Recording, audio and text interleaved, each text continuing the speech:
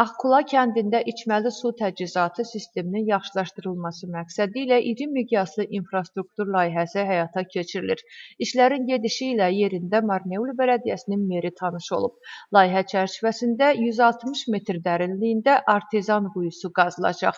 100 kub metr tutumlu su anbarı, suyun təmizlənməsi və dezinfeksiyası üçün bina inşa ediləcək.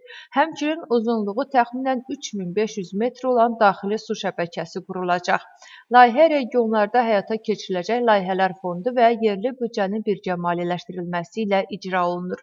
Ümumi dəyəri 360 min lari təşkil edən layihənin əsas məqsədi kənd sakinlərinin fasiləsiz və keyfiyyətli içməli su ilə təmin edilməsidir. Hal-hazırda biz Ağqula kəndindəyik. Burada su təchizatı layihəsi həyata keçirilir və bunu müşahidə etmək üçün buraya gəldik bugün. Qeyd etmək istəyirəm ki, burada təxminən 160 metrlik quyu qazılacaqdır.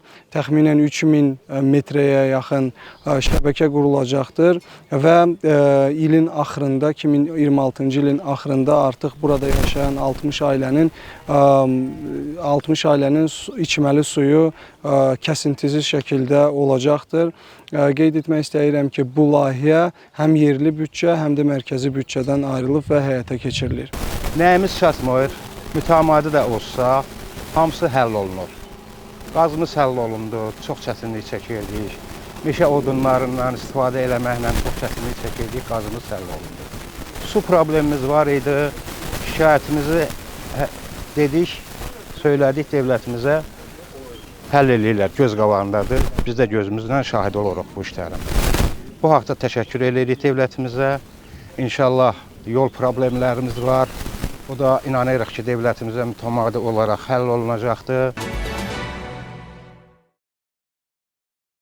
Martqopi kəndində son 10 illiklərin ən iri miqyaslı yol infrastrukturu layihələrindən biri həyata keçirilib. 2025-26-cı illərin keçid layihələri çərçivəsində kəndin 2 əsas mərkəzi yolu ilə yanaşı daxili küçələr də əsaslı təmir olunub. Hazırda işlər yekun mərhələdədir. Ümumilikdə layihələr 14 kilometrdən artıq yolun abadlaşdırılmasını əhatə edir. Layihələrin ümumi dəyəri təxminən 10 milyon larini təşkil edir. Təmir çərçivəsində yol infrastrukturu ilə yanaşı su ötürücü kanallar yenilənib. Həyətlərə giriş yolları da qaydaya salınıb.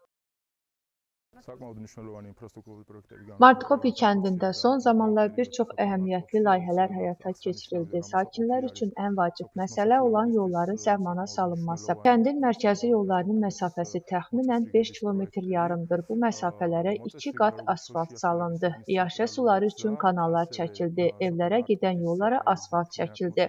Həm də mərkəzi yolların döngələri səhmana salındı. Qardaban Bələdiyyəsi və Regionların İnkişafı Agentliyinin birgə əməkdaşlığı nəticəsində daxili yolların asfaltlaşdırılması layihəsi davam edir. Burada da 5 km yarım məsafədə işlər aparılır. Təxminən bir aya işlər tamamlanacaq. Martqopi ilə Vazianidə yol infrastrukturu səliqəyə salınır. Bu layihə üçün təxminən 10 milyonlardan çox məbləğ xərclənir. Layihə tamamlanandan sonra sakinlər həm mərkəzi, həm də daxili yollardan təhlükəsiz istifadə edə biləcəklər.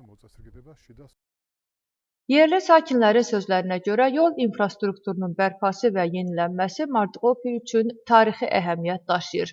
Onların bildirdiyinə görə mərkəzi yol Sovet dövründən bəri yenilənməmişdi. Daxili məhəllələrin bir çoxunda isə ilk dəfə asfalt örtüyü salınıb. Sakinlər qeyd edirlər ki, əvvəlki illərdə yolun ayrı-ayrı hissələrində müəyyən işlər görülsə də, eyni vaxtda mərkəzi yolları, daxili küçələri əhatə edən belə geniş miqyaslı layihə indiyədək həyata keçirilməmişdi. Onların sözlərinə görə hazırda hərəkət həm daha rahat, həm də daha təhlükəsizdir. Kəndin ümumi urbanistik görünüşü isə əhəmiyyətli dərəcədə dəyişib.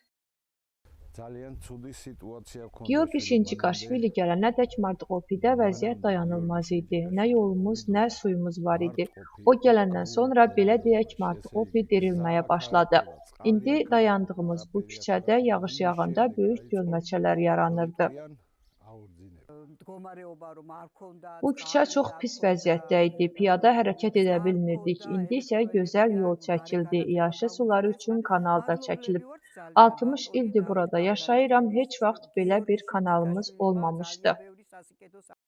Bələdiyyədən bildirirlər ki, yol infrastrukturunun yenilənməsi Mart-Opidə həyata keçirilən inkişaf proqramının yalnız bir istiqamətidir. Yerli hakimiyyətin məlumatına görə növbəti mərhələdə kənddə ehtiyaclara uyğun olaraq daha bir sıra mühüm infrastruktur layihələrinin həyata keçirilməsi planlaşdırılır.